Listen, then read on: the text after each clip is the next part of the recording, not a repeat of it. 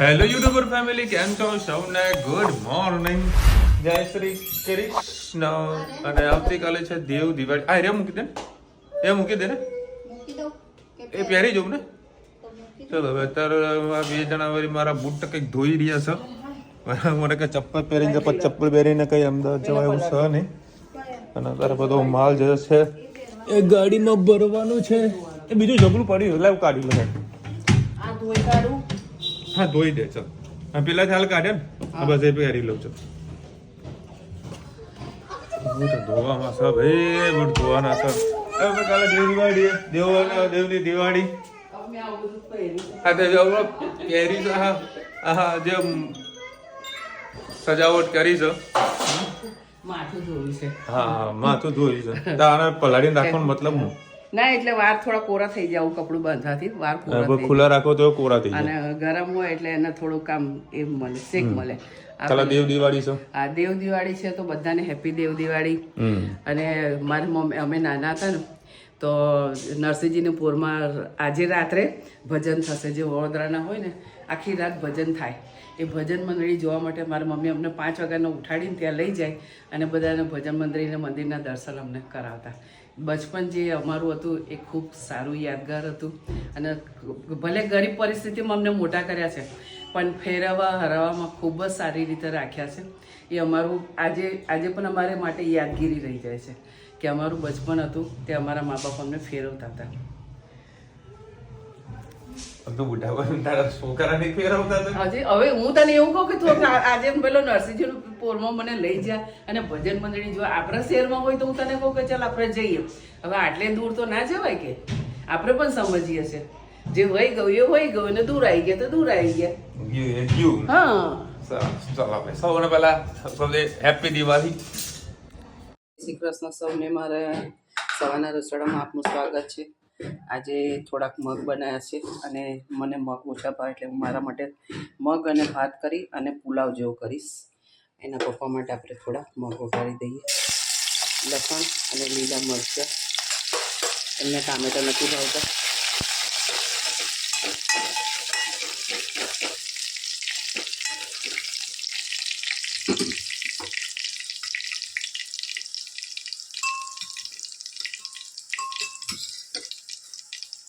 ધનુ માટે મગ કાઢવાના છે.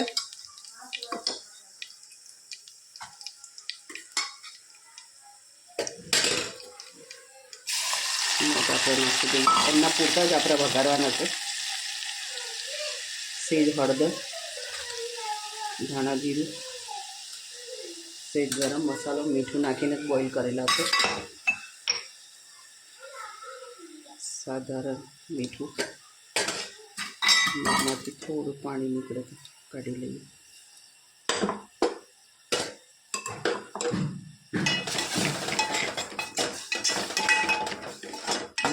એક લીલું મરચું નાખ્યું છે એટલે બહુ તીખું થઈ જશે એટલે બીજું મરચું કશું નાખ્યું નહીં. થોડું પાણી નાખી ને ઉકળવા દઈએ. હવે આપણે મગ પુલાવ કરીશું. મગ બોઇલ કરેલા છે અને ભાત છે. આના અંદર ડુંગળી, લસણ, ફ્રાઈ રાઈસ મસાલો. એક વખત મસાલો ખોલીએ એટલે એકદમ ભેજ લાગી જતો એટલે આ રીતે મસાલો મેં બધો કાઢી લીધો છે. લસણ, ટામેટાં અને ડુંગળી. એના અંદર પહેલાં જરાક રાઈ નાખીશું.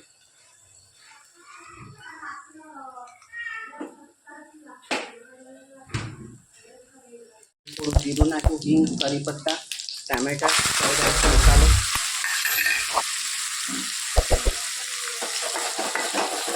હેઠને પાવભાજીનું આવી રીતે ગરમ કરી સરસ આપણે મિક્સ કરી લઈએ. ગેસનો જીરો કર્યો છે. આના અંદર કોઈ મસાલો નહીં કરીએ. મરચું તો બિલકુલ નહીં નાખીએ. સાધારણ મીઠાની જરૂર પડશે તો નાખીએ છીએ.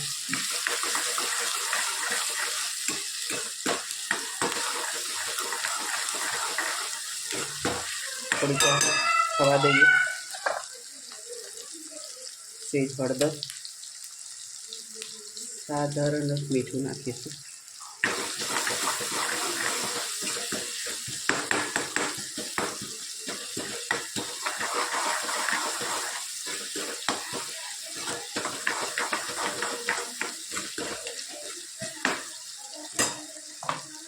એની અંદર મગ નાખી દઈએ.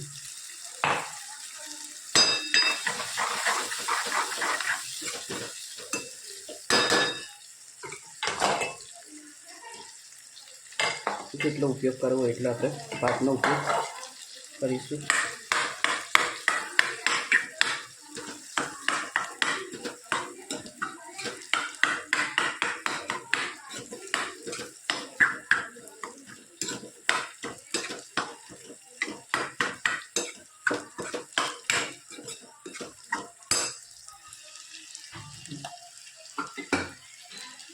લાસ્ટમાં થોડાક ધાણા નાખી દઈએ.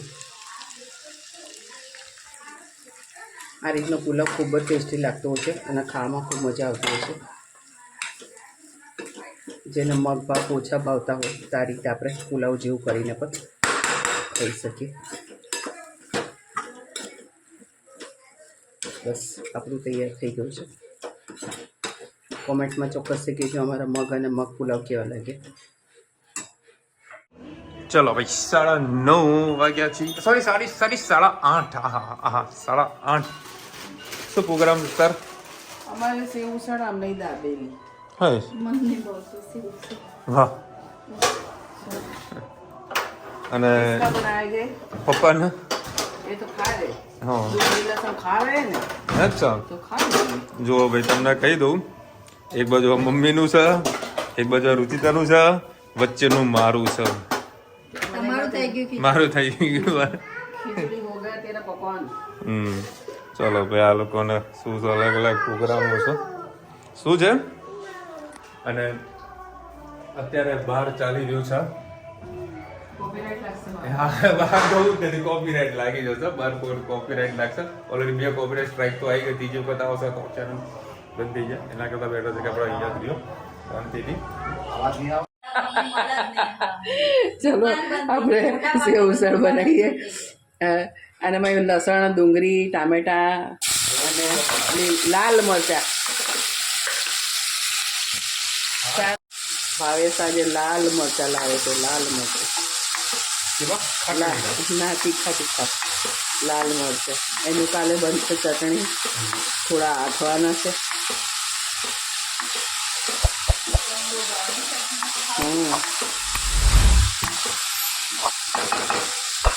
ચલો થોડી વાર થવા દઈએ પછી મસાલો કરીએ. ચલો એના અંદર મસાલા કરીશું આપણે. હળદર, લાલ મરચું, ગરમ મસાલો, ધાણા જીરું. અને આના અંદર આપણે નાખીશું છોલે ચણાનો એવરેસ્ટ મસાલો. આનાથી પૂરો ટેસ્ટ આવશે. મીઠું પહેલાં પણ નાખ્યું છે, હવે થોડુંક નાખીશું.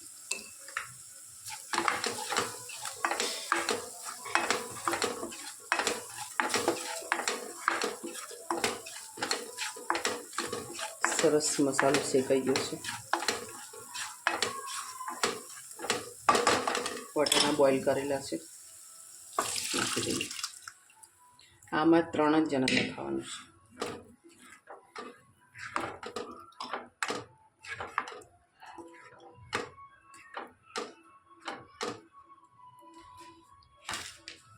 અને અંદર અડધો લીંબુનો રસ કાઢી નાખું.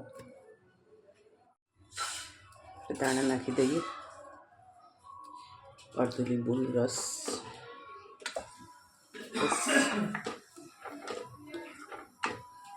ઉકળવા દઈએ. એના પપ્પાને હજી એના પરની તરી ખાવી છે.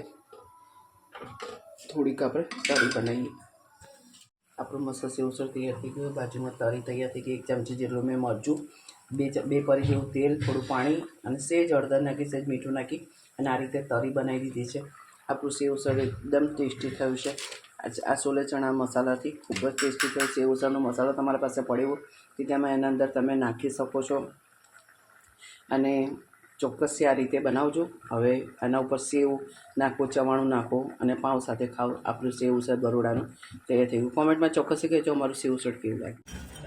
ચલો ભાઈ આ લોકોનું આવ્યું સેવસળ રેડી થઈ ગયું છે. હા તો પાણી જબરજસ્ત આવી રહ્યું છે. અને અત્યારે રુચિતા બનાવી રહી છે. એના માટે દાબેલી હા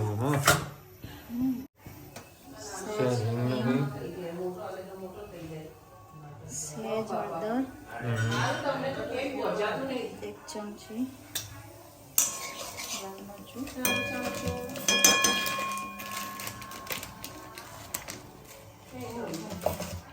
ચમચી આવે હા થોડું લોકેશન બેસ્ટ દાબેલી બનાવવાની છે એટલે એક ચમચી જ નાખીશ.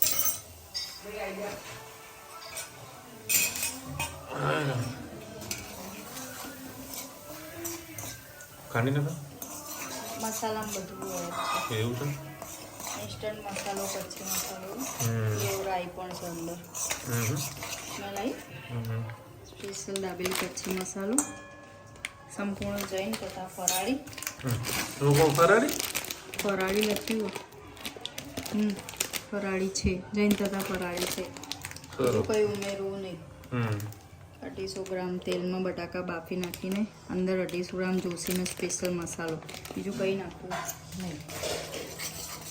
બટાકા નાખો તમે થોડી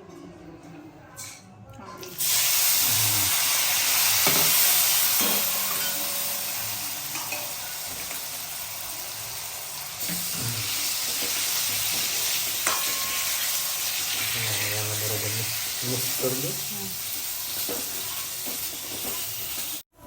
મસાલા રેડી થઈ ગયો.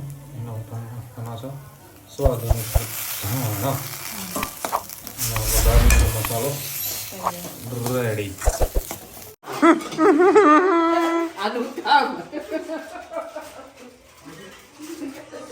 બોલો ભાઈ, સેવ ગોતમ ગોત કરતા હતા બે જણા, તો સેવ મળતી નથી. ચલો ભાઈ, હવે આ દાબેલી બનશે. એકચ્યુઅલીમાં જે સિંગદાણા જે આવો ને એ લેવા માટે હું પેલા જઈને આવ્યો, ત્યાં નામ બોલી રુચિ ક્યાં જોવું એટલે તો જુઓ. એટલે હું અને ધનવી ગયા. ધનવી મને ખાસરી દુકાનો બતાવી, પપ્પા અહીંયા મળશે, પપ્પા અહીંયા મળશે. જ્યાં જ્યાં એને કીધું ત્યાં ત્યાં અમે ગયા, પણ અમને સેવ આપણે મસાલા સિંગ ના મળી. હવે દાબેલી ગરમ કરવાની. ચલો કાન ભાઈ, જેને જે રીતનું ખાવું એ ખાઈ શકે. હા, આગળી ચટણી,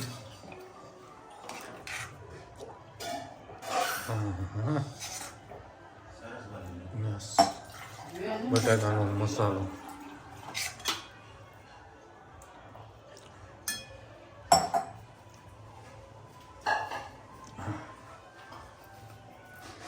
એની અંદર જ નાખી દે, મસ્ત લાગશે. અને ગરમ કરી નાખો એટલે કમ્પ્લીટ દાબેલી રેડી. 100 રૂપિયા તમને આપવામાં આ તારો બદલો છે પત્તે. અરે તારા બૈરાએ 100 રૂપિયા માંગ્યા. આ તારા બૈરાએ. હા. હા. તો માંગ્યા. તું લેવા આપો. કાકા તારા કાનથી ઝઘડો કરું છું. હા. ગરમ થા. ગરમ થઉં છું. બિહારી ગેસ ઉપર. હા. તો તું ગરમ થા હવે. હું ગરમ થઈ. કાકા બિયાતા નહીં. બૈરા હવે સારા છે તારું. હે તાતું કોઈ નહીં. બિયાતા હું ઓમ ઓમ થાય છો. હા. એ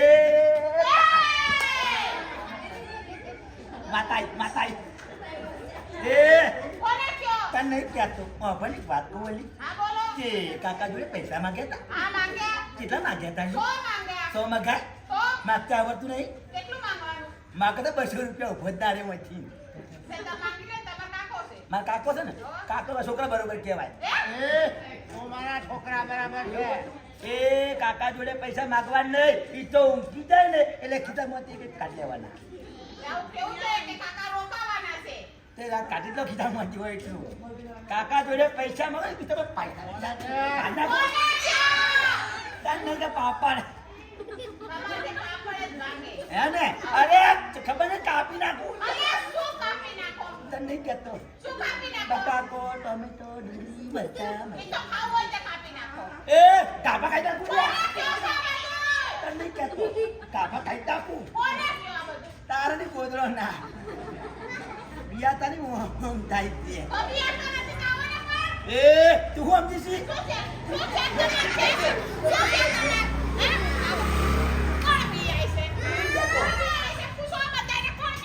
કોણ બિયા આ બિયા તમને ખબર પડે હો આગળ 2 મહિના રે હો ને 2 ને 3 મહિના રે 3 ને 4 મહિના રે કાકા એક 500 રૂપિયા આલજો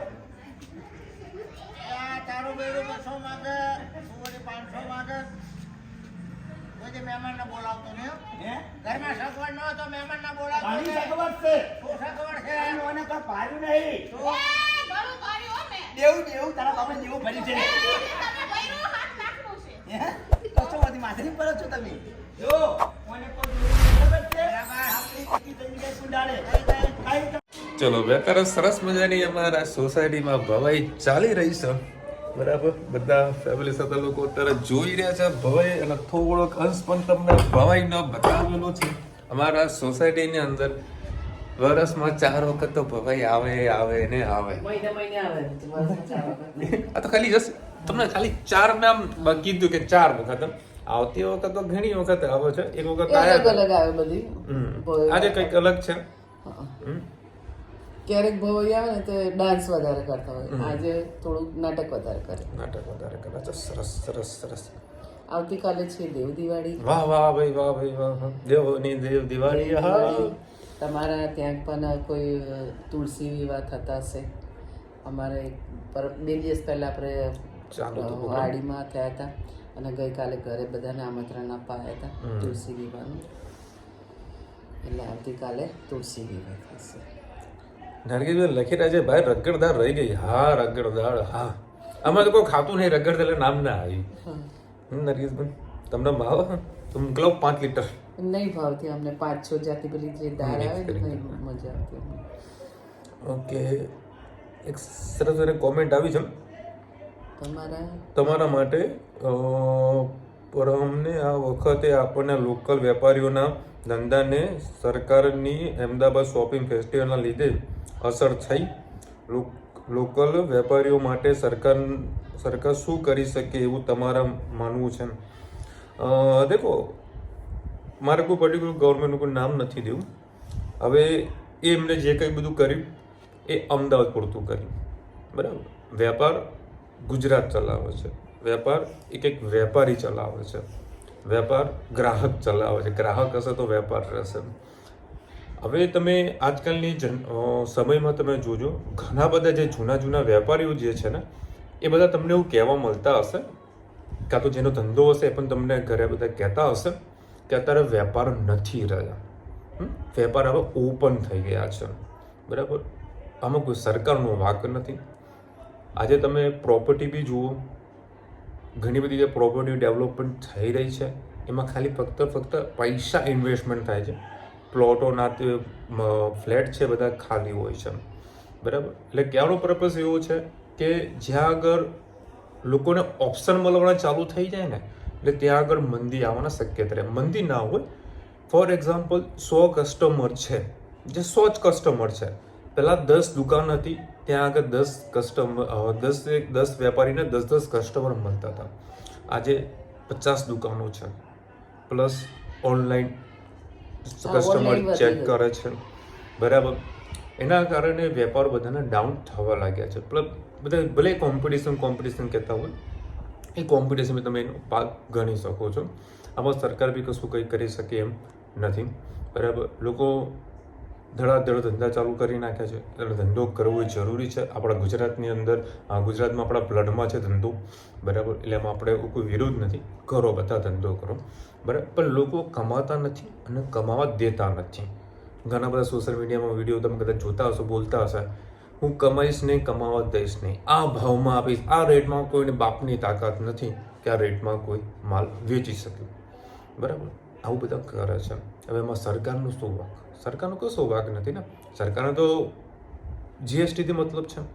તમે લોસ કરો છો તો જીએસટી ભરીને સેલ કરવું પડશે, પ્રોફિટ કરો તો જીએસટી ભરીને સેલ કરવું પડે છે. એમાં સરકારનો કોઈ વાંક નથી. બરાબર. અને આમાં કોઈ પોલિસી કોઈ બની શકે એમ નથી. આજે એઝ અ હું કસ્ટમર છું તો મને 2 પૈસા જ્યાં સસ્તું મળતું હશે, આજે સેમસંગ ફોનની જ વાત કરું, મારા રુચિત મારા ફોન લેવાનો હતો તો થોડોક સમય હતો, મેં મોડલ નંબર 1 પાસ કરી લીધું. મારે પહેલેથી ફિક્સ હતું કે મારે ઓનલાઈન પરચેસ નથી જ કરવાનું, બરાબર. તો મેં એ મોડલ નંબર બધી દુકાનોમાં ફર્યો, જ્યાં મને સારો ભાવ આપ્યો ત્યાં મેં મોબાઈલ પરચેસ કર્યો. ફરતા હતા બધા, બરાબર. મારા જેવા બી ઘણા કસ્ટમર હશે, કારણ કે એને ઓપ્શન મળવા દે ને, એક નહીં તો બીજી દુકાન, બીજી નહીં તો ત્રીજી દુકાન. એટલે આવી રીતે લોકોનો ધંધા થોડા ડાઉન થાય છે. લોકો ઘણું બધું આ મેટર છે બોલવા જેવી, પણ નથી કોઈને સમજાવી શકવાનું, આપણે સમર્થ જ નથી, કારણ કે જેટલું બી સમજાવીશું કોઈ મતલબ નથી એની અંદર. એટલે છે પ્રોબ્લેમ અને આ જીવન રહેશે. હવે હું તો મારા કસ્ટમરને બી કહું છું, આ વખત દિવાળીઓ 50% પણ વેપારો નહોતા અમારા ગાર્મેન્ટની અંદર, અને આ વસ્તુ મને પહેલેથી ખબર હતી. એ પ્રમાણે હું ચાલ્યો હતો અને જે પ્રમાણે મારું મેં કામ કર્યું છે એમાં મને સેટિસ્ફેક્શન છે. મેં જે કામ કર્યું મને સેટિસ્ફેક્શન છે, જે ભાઈ દોડ્યો એ. હજુ આવનારા સમયમાં આનાથી આવી પોઝિશન ખરાબ આવશે, ઇફેક્ટ જ છે, એને એક્સેપ્ટ કરીને જ ચાલવાનું છે. નવીનાબેન લખી રહ્યા છે, ગાર્ડનમાં ગરમી તો પણ એન્જોય કરે બેન. વિશાલભાઈ કેમ છે હવે તબિયત પાણી? હની લગાવો મોઢામાં, ચાંદ ત્યાં આઈસનો શેક કરો પણ ફેર પડશે. 100% નવીનાબેન હજુ એક દિવસ કાઠું આજે અમે પાંદડા ક્યાંથી ક્યાં અમારા ઘરમાં જ ચનોઠીનો વેલો લગાવ્યો હતો, તે બધું થોડું ખરાબ થઈ ગયું હતું તો કાઢી નાખ્યો. આજે એના માટે પાના બગીચે ગોતવા ગયા. આ તો બગીચે ગોતવા ગયા. હું સવારમાં અમદાવાદ જવા નીકળ્યો ને તો મહેસાણામાં એક નર્સરી છે, બરાબર. તો નર્સરીને પૂછ્યો, બધું ભાઈ ચનોઠી રાખો છો? કે હા. હું બતાવજી. તો ચનોઠીના પાન તોડ્યા, બધું સાંજે આવું અને ચનોઠીના પાન ખાઈને પછી હું ઓફિસ જવા માટે નીકળ્યો. અને આ લોકો લઈને આવતા રહ્યા, કે મારા છોડ લેવાનો જ હતો. બધું વળતા આવું તો લઈ લો, કારણ કે એ છોડ અમદાવાદ લઈ ના જવાય, કારણ કે ગાડીમાં પડ્યું એટલે ભાઈ છોડ કેમ લઈ જાય. અમારે ત્યાં બગીચો અમે તમને વચમાં પણ ક્યાંક એવો વિડીયો બતાવ્યો હતો. બસ બંધ કર દરવાજો. બગીચો છે, એના અંદર બધી જાતના ફૂલ છોડ ને એના ઉપર નામ લખેલું છે કે આ ઝાડનું આ નામ છે, આ ઝાડનું આ નામ છે, અને તમે એવી રીતે ઓળખી શકો કે હા, મેં તમને બતાવેલું છે. એટલે અમે આખા બગીચામાં ફર્યા તો અમને એક જગ્યાએ વેલો લગાવેલો દેખાયો, અને મેં પાન અમારા ઘરે લગાવેલો, મને પાનનો સ્વાદ ખબર હતો એટલે પાન ચાખ્યા ને એટલે મેં કીધું આ છે ચામોદીના જ પાન. એટલે એના વાસ્તે ખાસા પાન લઈને આવી અને 1-2 વેલા પણ મૂળમાંથી લાવી, એટલે 2 કુંડામાં રોપી દીધા. અને હવે આજે મેં ચનોથી લાવી છું અને પાણીમાં આખી રાત પલારે રાખીશ, પછી કુંડામાં દાટી દઈશું તો ઓટોમેટિક એને વેલ થઈ જશે.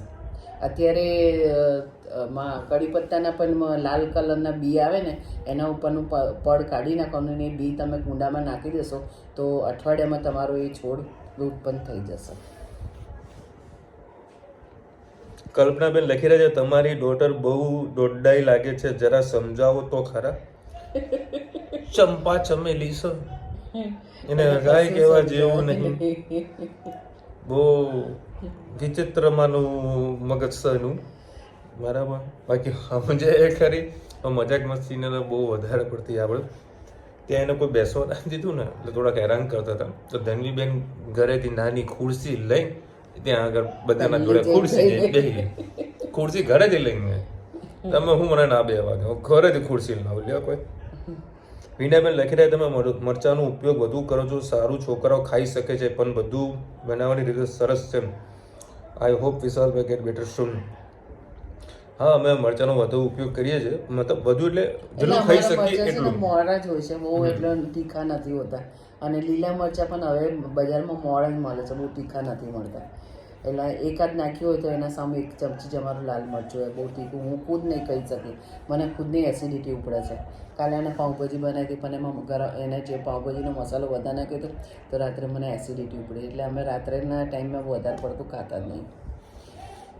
અરે તીખું અમે બધા ખાઈએ છીએ, કોઈ તકલીફ નથી.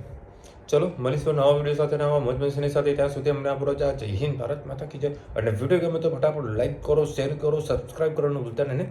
રાધે રાધે. ને બરોડાનું હોય તો ચોક્કસથી તુલસી વિવાહ જોવા જજો, અને જાઓ તો અમારા માટે વિડીયો ચોક્કસથી મોકલો.